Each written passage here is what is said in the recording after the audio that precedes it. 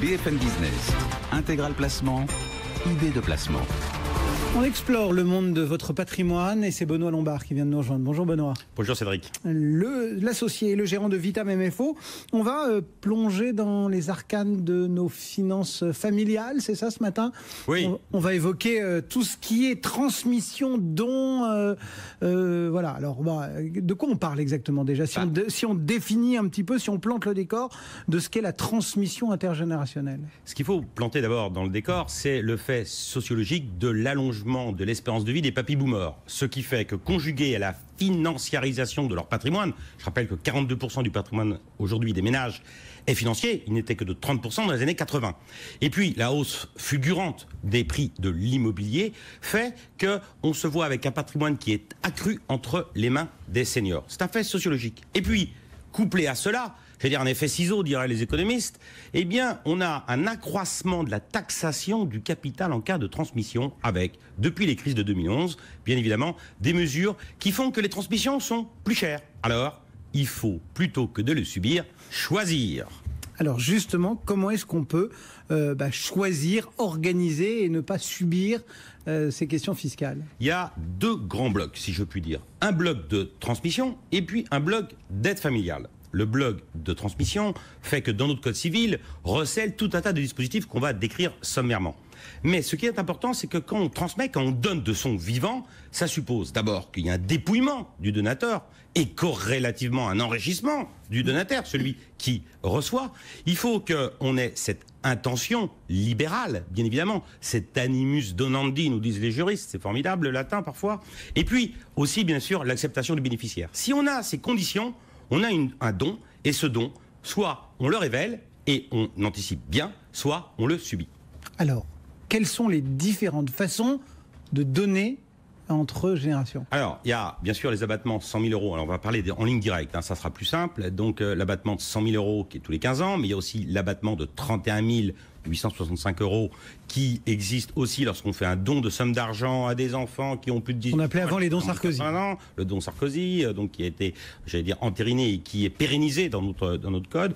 On a bien sûr aussi la donation-partage qui est formidable. C'est un outil qui est très intéressant parce que on l'oublie trop souvent. Non seulement ça fige les valeurs au niveau du rapport civil, c'est-à-dire que c'est insusceptible d'être mis en cause ultérieurement, mais aussi on évite le droit de partage qui, je le rappelle, depuis le 1er janvier 2012 est de 2,5%.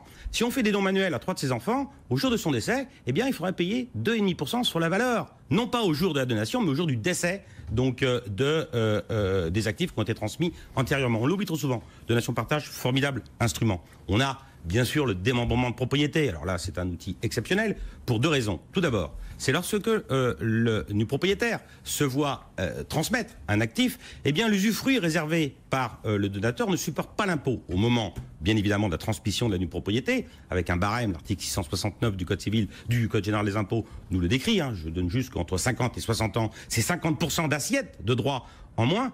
Et au jour du décès du donateur, la réunion de l'usufruit à la nue propriété s'effectue là aussi en franchise d'impôt.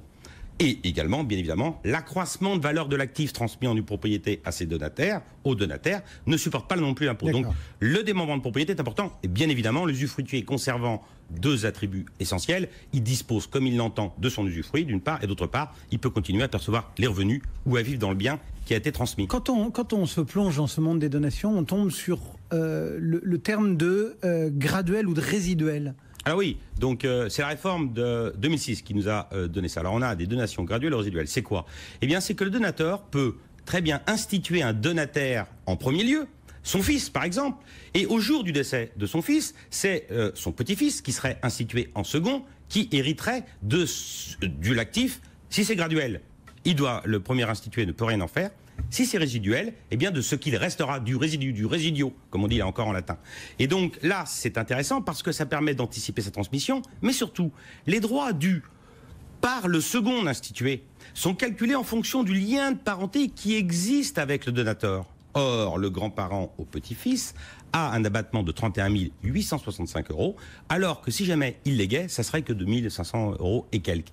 Et donc, ça permet de transmettre, de décider de réduire et en même temps de réduire notre fiscal, comme on dit. Ouais. Attention toutefois à ne pas entamer, bien évidemment, la réserve héréditaire des enfants. On va rapidement ensuite arriver sur tout ce qui est présent d'usage, etc. Juste un petit mot, faut pas oublier que s'il y a des droits, si on dépasse tout ce qui est franchise, les droits, ils peuvent être pris en charge par le donateur et ça ne constitue pas un don. Donc, voilà. effectivement, c'est l'article 1712 du Code général des impôts qui nous le rappelle. Donc, le donateur peut prendre en charge les droits de donation. Et cet avantage, qui est un avantage réel pour le donateur, n'est pas assujetti aux droits. Je vais vous donner un exemple très simple.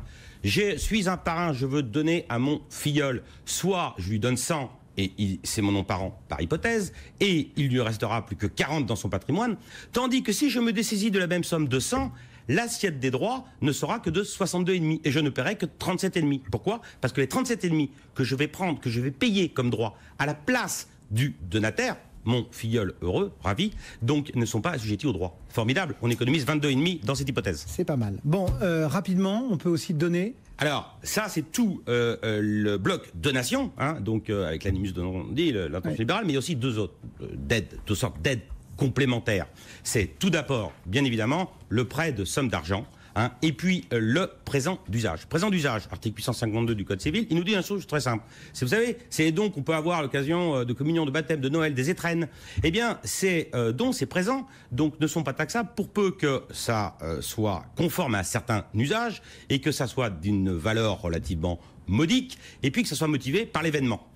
À ces conditions, il n'y a pas de taxation. Et juste une chose quand même sur ces présents d'usage, si jamais ce devait être fait, donc il faut le faire à un événement donné. Donc Noël, les étrennes, et on gardait la réussite du bac bientôt là, donc pour les plus jeunes d'entre nous, et puis ou la réussite d'un examen. Ça, ce sont les présents d'usage. Et puis il y a aussi bien évidemment les prêts familiaux. Et là, juste une chose, hein, de jurisprudence récente de 2018, d'une part de la Cour de cassation, Chambre commerciale, et 2017 aussi, qui nous dit qu'un prêt de somme d'argent à son fils ou son petit-fils, ça dépend, donc sans intérêt, sur une durée qui est longue, à un âge où l'échéance du terme pour le prêteur est de 99 ans, c'est un peu trop lourd, et là, c'est dégénère. Voilà. En donation indirecte ou donation déguisée, attention, et ça, c'est pas la majoration des droits, les droits de donation sont dus, 40%, 80% de pénalité. Attention.